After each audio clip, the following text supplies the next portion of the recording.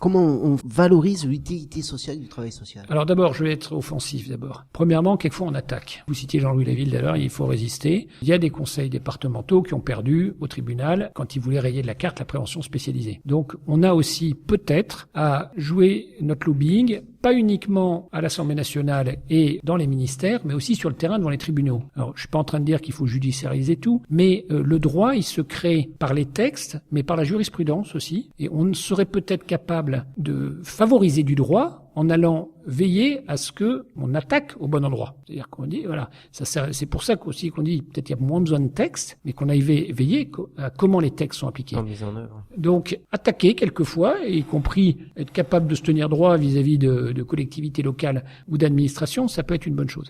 Puis la deuxième chose, c'est effectivement l'utilité sociale et travailler sur qu'est-ce qu'on veut mesurer et quel est l'intérêt. Au Congrès, je l'ai dit devant le ministre de la Jeunesse et des Sports, si le chronomètre du marathon de Paris est le seul outil de mesure pour tout déplacement humain, mais on abandonne la randonnée en famille.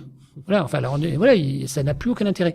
Spontanément, on se dit que peut-être c'est pas la seule façon. Alors j'ai rien contre le marathon de Paris, c'est très agréable à regarder. Enfin voilà, il y a très bien. Et puis moi je cours de temps en temps, je suis content. Mais c'est aussi sympa de pouvoir se balader avec un enfant et que de pas se dire que si on prend du temps pour s'arrêter pour regarder une marguerite, on perd au chronomètre. Enfin voilà. Donc qu'est-ce qu'on veut mesurer et quel est l'intérêt de la chose. Et pour ridiculiser un petit peu ceux qui voudraient avoir que des indicateurs de performance.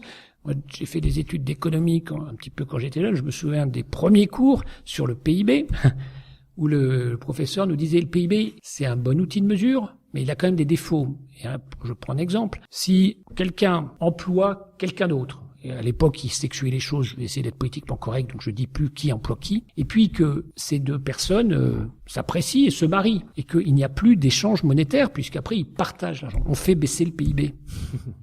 Est-ce qu'on a fait baisser le bonheur général et particulier de ces deux personnes? C'est pas sûr.